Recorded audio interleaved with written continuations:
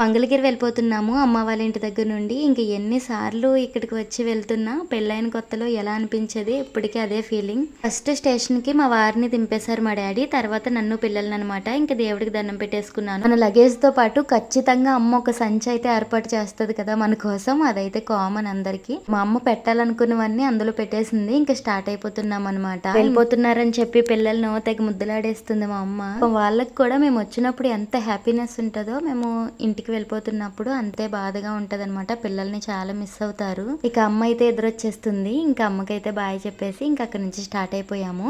ఊరంతా పచ్చని పొలాలతో అయితే ఉంటుంది. ఇంకా బైక్ మీద అయితే మా చైత్రి కూడా వస్తున్నాడు మాతో పాటు. మమ్మల్ని దింపేసి మళ్ళీ డాడీతో వచ్చేస్తాడు. ఇంకా స్టేషన్ కి అయితే వచ్చేసాము. మాకు దగ్గరలో ఉన్న లంకలకొడేరు స్టేషన్ కి అయితే వచ్చామన్నమాట. నార్మల్ గా అయితే ఇక్కడ ఆగుతుంది. కొన్ని ట్రైన్స్ మాత్రం ఇక్కడ ఆగవు. అలాంటప్పుడు పాలకొల్లు వెళ్తాము, లేదంటే ఇక్కడే ఎక్కుతాము. ఇక మా పిల్లలు ఇక్కడ డాన్స్ ఎందుకు చేస్తున్నారో తెలుసా? బుల్లెట్ ట్రైన్ వస్తుందంట. అదేనండి, వందే భారత్ వస్తే వీళ్ళు బుల్లెట్ ట్రైన్ అని భలే సరదా పడిపోయారు. అది తూనీగలా ఎగిరిపోతుంది ఒక్క సెకండ్ లో. ఇక మా పిల్లలతో కాసేపు అలా ఆడుతూ ఉంటే ట్రైన్ అయితే వచ్చేసింది. ఇంక మేము ట్రైన్ ఎక్కాలి. నెక్స్ట్ వీడియోలో కలుద్దాం. సబ్స్క్రైబ్ చేసుకుని లైక్ చేయండి.